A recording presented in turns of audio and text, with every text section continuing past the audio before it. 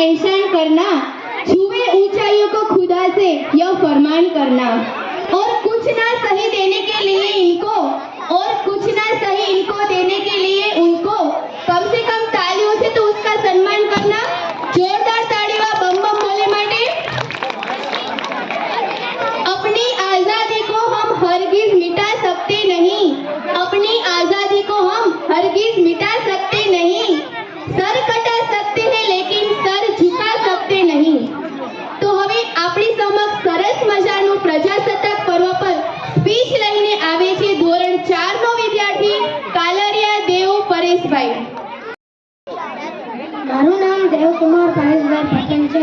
હું ધોરણ 4 માં અભ્યાસ કરું છું। હું આજે 26મી જાન્યુઆરી અહીં ઉપસ્થિત મારા આદરણીય મહેમાનગણ, આચાર્ય શ્રી સર અને મારા પ્રિય વિદ્યાર્થી મિત્રો, આજે હું પ્રજાસત્તાક દિન વિશે બે શબ્દો કહેવા માંગુ છું તે ધ્યાનથી સાંભળો। નમ્ર વિનંતી। આપણા સ્વતંત્ર સંગ્રામના ઇતિહાસમાં 26મી જાન્યુઆરીનું પોતાનું જ એક વિશેષ મહત્વ ધરાવે છે।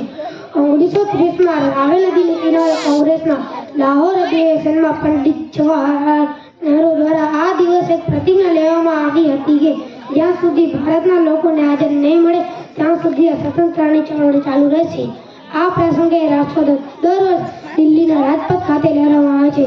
એ જ રીતે 26મી જાન્યુઆરીમાં 1950માં મારો ભારતનું બંધારણ એક સરકાર, રાષ્ટ્રપતિ અને રાષ્ટ્રધ્વજ સાથે વિશ્વનું સૌથી મોટું પ્રજાસત્તાક રાષ્ટ્ર બન્યું। મારી સ્પીચ સાંભળવા બદલ હું તમારો હૃદયપૂર્વક આભાર। જય હિન્દ, જય ભારત।